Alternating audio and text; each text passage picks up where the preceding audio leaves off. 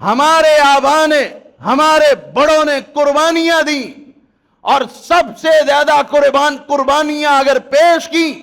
تو علماء کرام نے پیش کی، شاہ اسماعیل شہید نے پیش کی، شاہ احمد شہید نے پیش کی، جنہوں نے انگریزوں کے خلاف، سکھوں کے خلاف سب سے پہلے تحریک آزادی چلائی، اور یہ نظریہ پیش کیا کہ مسلمان جو ہیں یہ ایک الگ قوم ہیں، الگ فکر رکھتے ہیں، الگ سوچ رکھتے ہیں، یہ کسی کی ماتحتی قبول نہیں کر سکتے، اور جہاد کے علم کو اٹھایا۔ سب سے زیادہ اگر تکلیف کسی چیز سے انگریز کو ہوئی تو وہ شاہ احمد شہید اور شاہ اسماعیل شہید کی تحریک سے ہوئی،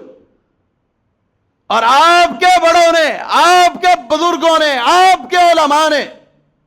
اس ملک پاکستان کی بقا کے لیے، اس کی تعمیر و ترقی کے لیے اور اس کو بنانے کے لیے قربانیاں پیش کی، اور وہ تمام علماء کرام جنہوں نے شاہ احمد شہید کا ساتھ دیا، ان کی تحریک کا حصہ رہے اور اس تحریک جہاد میں شامل رہے، جس کے بارے میں انگریز کو پتہ چلتا تھا اس کے اوپر سزائیں ہوتی اور ان کو نقصان پہنچایا جاتا۔ ان میں ایک سر فہرست مولانا جعفر تھانیسری، جن کو کالا پانی بھیجا گیا، 20 سال کی سزا کاٹ کر آئے مولانا جعفر تھانیسری، ان کو یہ سزا ہوئی تو صرف اس لیے کہ یہ شاہ اسماعیل شہید اور شاہ احمد شہید کی جو تحریک ہے اس کے لیے مال فراہم کرتے ہیں اور اس کے لیے افراد فراہم کرتے ہیں، اور اگر کسی کو موقع ملے تو مولانا جعفر نے جو اپنی کالا پانی کے اندر جو روداد ہے وہ لکھی،